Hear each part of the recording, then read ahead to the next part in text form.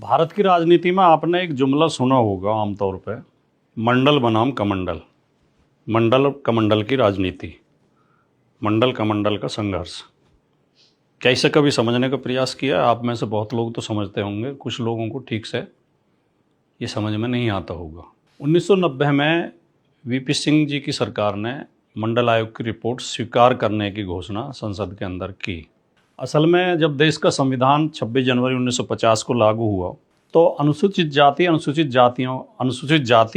अनुसूचित जनजातियों के लिए उसमें आरक्षण की व्यवस्था उनकी आबादी के अनुपात में कर दी गई। और ओबीसी के लिए ये लिख दिया गया कि कुछ अदर बैकवर्ड भी हैं, अदर बैकवर्ड कैटेगरी है, जो अन्य पिछड़ा वर्ग है, उनकी अभी ठीक से पहचान नहीं है। उनकी पहचान के लिए एक आयोग बनाया जाएगा और उस आयोग की सिफारिशों के आधार पर उनके लिए आरक्षण की व्यवस्था की जाएगी, विशेष सुविधाओं की व्यवस्था की जाएगी। तो उसके लिए पंडित नेहरू जी की सरकार ने काका कालेलकर आयोग का गठन किया। काका कालेलकर ने अपनी रिपोर्ट दे दी, लेकिन उस रिपोर्ट पर कुछ नहीं हुआ। वो रिपोर्ट अलमारी में धूल खाती रही। 1977 में जब जनता पार्टी की सरकार केंद्र में बनी तो जनता पार्टी ने फिर बिंदेश्वरी प्रसाद मंडल की अध्यक्षता में एक और आयोग का गठन किया इसी काम के लिए कि अन्य पिछड़ा वर्ग की पहचान करके रिपोर्ट दे, जो मंडल आयोग के नाम से जाना जाता है। बिंदेश्वरी प्रसाद मंडल यानी बीपी मंडल की अध्यक्षता में आयोग बना था, इसलिए इसे मंडल आयोग कहते हैं। मंडल आयोग ने 1980 में अपनी रिपोर्ट दे दी, लेकिन 1980 में जनता पार्टी की सरकार गिर गई और फिर कांग्रेस की सरकार बन गई। कांग्रेस ने 10 साल तक उसे फिर लटकाए रखा। 1989 में जनता दल की सरकार बनी, जिसमें भारतीय जनता पार्टी भी शामिल थी। और वीपी सिंह जी प्रधानमंत्री थे और इसकी मंडल आयोग की सिफारिशों को लागू करने के लिए उस समय के 3-4 बड़े नेता जो उस सरकार में शामिल थे, आदरणीय मुलायम सिंह यादव जी, शरद यादव जी, लालू प्रसाद यादव जी, रामविलास पासवान जी, इन्होंने आवाज़ उठाई मांग की सरकार से। और बाहर सड़क पर मान्यवर काशीराम जी ने भी इसकी आवाज़ उठाई। और काशीराम जी की जो DS4 थी, और उस समय तक बहुजन समाज पार्टी का भी गठन हो चुका था, इन दोनों संगठनों ने दीवारों पर नारे हमने लिखे देखे, जो हमारी आयु के लोग होंगे उन्हें ध्यान होगा, या तो मंडल आयोग लागू करो नहीं तो गद्दी छोड़ो। ये काशीराम जी ने पूरे देश में आवाज़ उठाई थी और जगह जगह रैलियां भी की थी।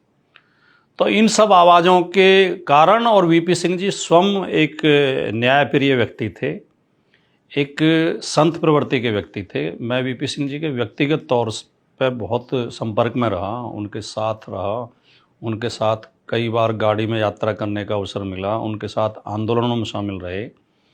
वो बड़े ईमानदार, वैचारिक तौर पर ईमानदार व्यक्ति थे। वो ऐसे नहीं थे कि अंदर कुछ और बाहर कुछ, और एक दार्शनिक किस्म के व्यक्ति थे, कवि भी थे, कवि हृदय थे।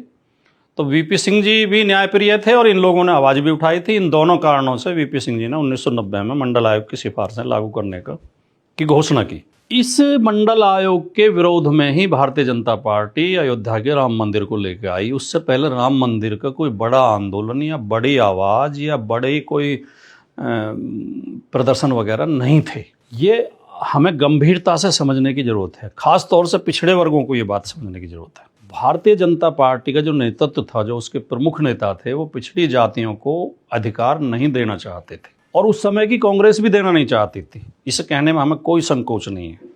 आज कांग्रेस जाति जनगणना के समर्थन में है, पिछड़े वर्गों को आबादी के अनुरूप आरक्षण देने के समर्थन में है, पिछड़े वर्गों को निजी सेक्टर में और न्यायपालिका में आरक्षण देने के समर्थन में है। ये वर्तमान कांग्रेस है। खासतौर से राहुल गांधी अखिलेश यादव जी के साथ बढ़ चढ़ के इस आवाज़ को उठा रहे हैं। लेकिन उस समय की कांग्रेस मंडल के समर्थन, मंडल आयोग की सिफारिशें लागू करने के समर्थन में नहीं थी, वरना तो वो 40 साल न लटकाया जाता। 1950 में जब SC और ST को आरक्षण मिला था, तभी OBC को भी मिल गया होता, अगर कांग्रेस की नीयत, उस समय की कांग्रेस की नीयत ठीक होती। लेकिन भारतीय जनता पार्टी तो नफरत से भरी हुई थी। भारतीय जनता पार्टी तो चाहती नहीं कि दलित, पिछड़े और आदिवासी और अल्पसंख्यक समाज के लोग आगे आएँ या उन्हें कोई भागीदारी मिले। अब भारतीय जनता पार्टी सीधे सीधे विरोध भी नहीं कर सकती थी, क्योंकि पिछड़े वर्ग का जो विशाल वोट बैंक है, 70% के आसपास पिछड़े वर्ग की आबादी देश में है। तो ये हर राजनीतिक पार्टी जानती है कि अगर 70% वर्ग उनके खिलाफ हो गया तो वो जीवन में कभी सत्ता में नहीं आ पाएंगे, कभी उनका कोई कैंडिडेट जीत नहीं पाएगा। इसलिए खुलकर विरोध भी नहीं कर सकते थे, लेकिन इसे रोकना भी था। तो ये मंडल के विरोध में कमंडल को लेकर आ गए और आडवाणी जी ने सोमनाथ से अयोध्या के लिए रथ यात्रा शुरू कर दी, जिसके जो चालक थे वो नरेंद्र मोदी जी थे, जो सारथी थे। मैं आपको एक यूट्यूब पे एक सुभाषनी अली का एक इंटरव्यू मौजूद है, कपिल सिब्बल ने उनका इंटरव्यू किया, वो बातचीत है उनकी, लंबी बातचीत। उन्होंने इस बारे में भी सवाल पूछा कपिल सिब्बल जी ने। सुभाषनी अली सीपीआई की बड़ी नेता हैं, सांसद रहीं, उस समय वो संसद के अंदर थी, उस समय वो सांसद थी। उन्होंने, प्रसंग ये नहीं था, प्रसंग कुछ और था, बातचीत कुछ और चल रही थी, लेकिन उन्होंने इसे बड़े विस्तार से बताया और हमें पहले से भी जानकारी थी, पहले भी जो अंदर के लोग थे वो बताते रहते थे। मैं उस समय पत्रकारिता में था और मैं बहुत नेताओं के संपर्क में रहता था। ये अंदर बीजेपी के अंदर क्या चल रहा है ये बातें पता चलती थी। सुभाषनी अली ने ये बताया अपने इंटरव्यू में कि जब जैसे ही वीपी सिंह ने सदन के अंदर, लोकसभा के अंदर मंडल आयोग की सिफारिशें लागू करने की घोषणा की, बीजेपी की सांसद उमा भारती खड़े होकर डांस करने लगी, नाचने लगी और कह रहे उमा भारती की आंखों में आंसू आ गए। वो इतनी खुश थी। और बाकी कई उनके जो पिछड़े वर्गों के नेता थे, जिसमें गंगाचरण राजपूत, साक्षी महाराज और कई अन्य जो पिछड़े वर्ग के नेता थे, वो सब समर्थन में उन्होंने नारे लगाए। तो उसके बाद बीजेपी की जो कोर कमेटी है, जिसमें खाली सामंतवादी लोग होते हैं, मनुवादी लोग होते हैं, जिसमें पिछड़े दलितों को कोई प्रतिनिधित्व नहीं होता, जिस तरह आरएसएस में आज तक कोई पिछड़ा या दलित आरएसएस का प्रमुख नहीं बन पाया। असली निर्णय वो आरएसएस लेती है, जिसके प्रमुख एक रज्जू भैया को छोड़कर सारे के सारे चित्पावन ब्राह्मण हुए हैं। ब्राह्मणों में से भी और किसी को नहीं बनाते, केवल चित्पावन ब्राह्मण। तो इनकी कोर कमेटी ने निर्णय लिया कि ये तो हमारी पार्टी के लोग ही इसके समर्थन में आ गए मंडल के, अगर हम विरोध करेंगे तो ये तो पार्टी टूट जाएगी। तो उन्होंने फिर षड्यंत्र रचा कि इसे धर्म की तरफ मोड़ दिया जाए, इसे राम मंदिर की तरफ मोड़ देते हैं, इसे राम का आंदोलन बना देते हैं और इसे मुसलमानों के खिलाफ ओबीसी को खड़ा कर देते हैं। और इन्होंने ये योजना बनाई। आप ये भी याद रखिए कि जो अयोध्या आंदोलन था उसमें जो आगे नेता थे सारे पिछड़े वर्ग के थे, चाहे कल्याण सिंह हो, चाहे विनय कटियार हो, चाहे उमा भारती हो, चाहे रितंबरा हो, चाहे साक्षी महाराज हो, सब पिछड़े वर्ग के नेताओं को इन्होंने आगे किया, उन्हें हीरो बनाया। सुभाषनी अली ने उस इंटरव्यू में बताया कि जब इन्होंने घोषणा की आडवाणी जी ने कि हम सोमनाथ से अयोध्या की रथ यात्रा निकालेंगे, तो बोली मुझे वो मिले लॉबी में, संसद की लॉबी में। तो मैंने उनसे कहा, आडवाणी जी ये निर्णय तो आपका गलत है, आप राजनीतिक लाभ के लिए देश को तोड़ने का काम कर रहे हैं, इससे तो देश विभाजित हो जाएगा, देश की जनता विभाजित हो जाएगी, ये तो देश टूटने का खतरा पैदा हो जाएगा। तो सुभाषनी अली कह रही हैं कि पता है आडवाणी जी का जवाब क्या था? आडवाणी जी ने कहा, तो मैं अपनी पार्टी को तोड़वा लूँ, मैं अपनी पार्टी को बचाने के लिए कर रहा हूँ। तो इन शब्दों से आप अर्थ लगा सकते हैं कि इनका असली मकसद क्या था। इनका असली मकसद राम मंदिर या राम की भक्ति नहीं था, राम के भक्ति हैं भी नहीं। इनका असली मकसद पिछड़े वर्ग को राम के नाम पर बहका के, बरगला के मंडल आंदोलन से अलग करना था। धार्मिक उन्माद भर के लोगों के अंदर मंडल आंदोलन को फेल करना था, पिछड़े वर्ग को उसके अधिकार ना मिलें, इसके लिए माहौल तैयार करना था। केवल इस उद्देश्य से ये रथ यात्रा और राम मंदिर का आंदोलन शुरू किया गया था। विनय कटियार उस समय हीरो हुआ करते थे। विनय कटियार का बड़ा नाम होता था, रोजाना बयानबाजी होती थी। उमा भारती और रितंबरा के भाषण सुनने के लिए लाखों लाखों लोग इकट्ठे होते थे। कल्याण सिंह इनके हीरो थे। और जैसे ही बाबरी मस्जिद विध्वंस हुआ और इनकी सरकार बनने का रास्ता साफ हुआ, इन्होंने ये सब, आज कोई किसी को पता है विनय कटियार कहाँ है? कोई नाम सुनता है? उमा भारती कहाँ गई? गाया में राजनीति है। श्री रितंबरा कहाँ अपना आश्रम चला रही हैं। साक्षी महाराज कहाँ पड़े होंगे कुछ पता नहीं। और कल्याण सिंह को तो इन्होंने इतना अपमानित किया था कि कल्याण सिंह को पार्टी छोड़नी पड़ी। और जो इन पिछड़े वर्गों के लोगों ने, नेताओं ने इनके बहकावे में आकर राम मंदिर के नाम पर जो सांप्रदायिक माहौल बनाया था, जो ध्रुवीकरण किया था समाज का, जब सरकार बन गई, जब इनकी सत्ता आ गई, तो लाभ किसे मिला उसका? कलराज मिश्रा को, लालजी टंडन को, राजनाथ सिंह को, योगी आदित्यनाथ को। उन पिछड़े वर्ग के किसी नेता को नहीं मिला। राम के नाम पर पिछड़े वर्ग के लोगों को ठगा गया, पिछड़े वर्ग के लोगों के साथ धोखाधड़ी की गई, पिछड़े वर्गों के अधिकारों की लूट की गई राम के नाम पर बहका के। इसे एक उदाहरण से आप समझ सकते हो। पिछड़े वर्ग के तो उस नेता को भी अपमानित किया जिसने बाबरी मस्जिद गिरवाई थी, कल्याण सिंह, जो मुख्यमंत्री होते हुए, और उन्हें सुप्रीम कोर्ट ने 1 दिन की सज़ा भी सुनाई थी, जिन्होंने उसके लिए सज़ा भी भुगती। उस आदमी को इतना अपमानित किया कि उसे पार्टी छोड़नी पड़ी, अपनी अलग पार्टी बनानी पड़ी। और उस समय के कल्याण सिंह जी के भाषण उठा के देख लीजिए आप, अखबार उठाइए, उस समय की टीवी चैनल तो उस समय नहीं होते थे, प्राइवेट टीवी चैनल, लेकिन दूरदर्शन पर मिल जाएंगे उनके बयान।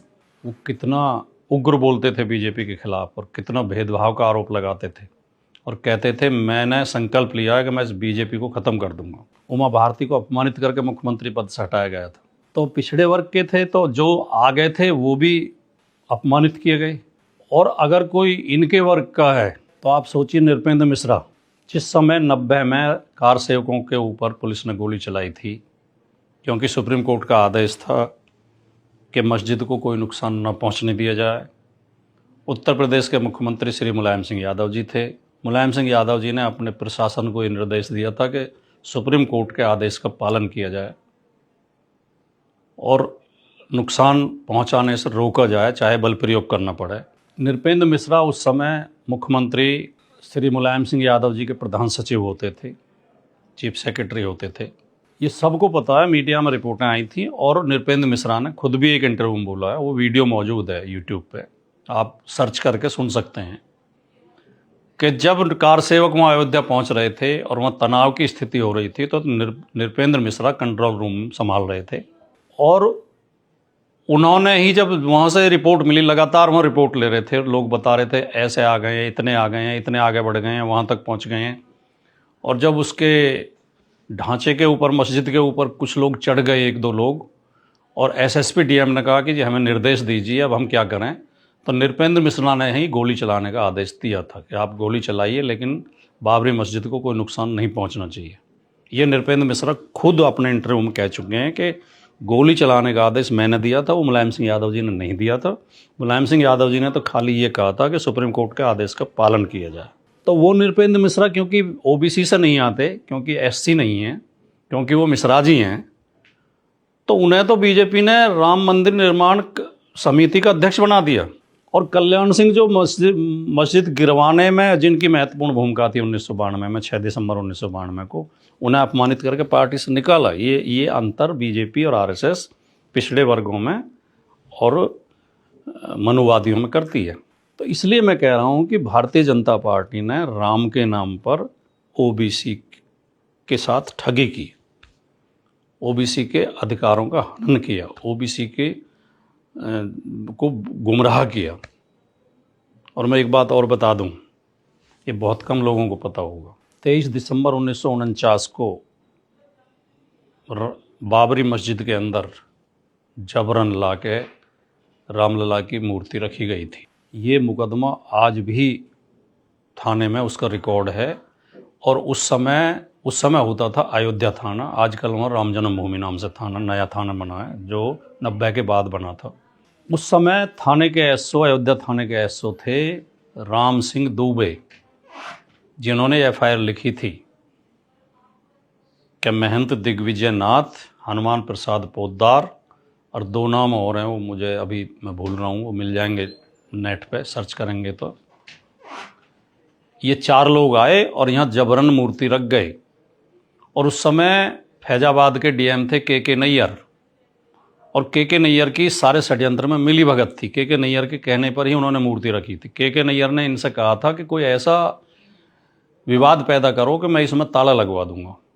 23 दिसंबर 1949 से पहले हर जुम्मे के दिन बाबरी मस्जिद में नमाज होती थी। जब 23 दिसंबर की रात को इन्होंने वहाँ जबरन जाकर रामलला की मूर्ति रख दी, तो के नैयर ने मस्जिद के अंदर ताला लगवा दिया, मस्जिद के गेट पर, कि विवादित हो गई है। उस समय देश के प्रधानमंत्री पंडित जवाहरलाल नेहरू थे, उत्तर प्रदेश के मुख्यमंत्री गोविंद बल्लभ पंत थे। पंडित जवाहरलाल नेहरू ने गोविंद बल्लभ पंत को पत्र लिखा बाकायदा कि ये ताला खुलवाया जाए इसका, ये ठीक नहीं है, अल्पसंख्यक समुदाय के अंदर गलत मैसेज जा रहा है। और वहाँ मुझे ये भी खबर मिली है कि अल्पसंख्यक समुदाय के ऊपर हमले हो रहे हैं, उन्हें अपमानित किया जा रहा है, ये ताला तुरंत खुलवाया जाए। गोविंद बल्लभ पंत ने डीएम को पत्र लिखा कि ताला खुलवाया जाए बाबरी मस्जिद का, और डीएम के नैयर ने वापस पत्र लिख दिया और ये कह दिया कि अगर ताला खुलवाया गया तो यहाँ शांति भंग हो सकती है, इसलिए मैं ताला नहीं खुलवाऊंगा। और यही के नैयर बाद में जनसंघ के सांसद बने। जनसंघ नाम होता था उस समय भारतीय जनता पार्टी का। तो जिस के नैयर ने बाबरी मस्जिद पे ताला लगवाया था वो बीजेपी के सांसद बने। 6 दिसंबर 1992 को जब बाबरी मस्जिद शहीद की गई थी, जब कार सेवकों ने बाबरी मस्जिद को गिराया था, उस समय वहाँ पुलिस के कप्तान थे, जो एसएसपी थे वो थे डीबी राय, जिन्होंने पुलिस को रोके रखा कि किसी को कुछ नहीं होना चाहिए और आराम से मस्जिद गिरने दी। वो डीबी राय भारतीय जनता पार्टी से 2 बार सांसद रहे। और सुप्रीम कोर्ट ने जिस जज ने, Ranjan Gogoi, chief justice of India, जिसने मंदिर के पक्ष में फैसला दिया मुकदमे का, वो रंजन गोगोई भी बीजेपी से सांसद हैं। यानी तीनों अधिकारी, एक डीएम, एक एसएसपी, एक चीफ जस्टिस, जिन्होंने इस आंदोलन में बीजेपी आरएसएस की मदद की, वो तीनों के तीनों जनसंघ और भारतीय जनता पार्टी से सांसद रहे। तो सवाल ये है कि ओबीसी को क्या मिला? जो आडवाणी ने माहौल ख़राब किया था राम रथ यात्रा निकाल के सोमनाथ से अयोध्या के लिए, उस दबाव में और सुप्रीम कोर्ट में बैठे जातिवादियों के कारण ओबीसी का आरक्षण आज भी आधा अधूरा है। ओबीसी को कायदे में आबादी के अनुपात में आरक्षण मिलना चाहिए 70%, उन्हें मात्र 27% मिला है। फिर उनमें क्रीमी लेयर लगा दी गई है, फिर तरह तरह की बाउंडेशन लगा दी गई हैं। और अब हालत ये हो गई है, जब से बीजेपी की सरकार है, जहाँ जहाँ भी बीजेपी की सरकारें हैं, ओबीसी की कट ऑफ जनरल से ऊपर जा रही है।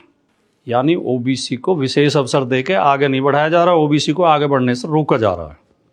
और ये बात अगर ओबीसी की समझ में नहीं आ रही है, ओबीसी के लोगों की समझ में नहीं आ रही है, तो फिर आपका ईश्वरी मालिक है। नमस्कार, जय हिंद।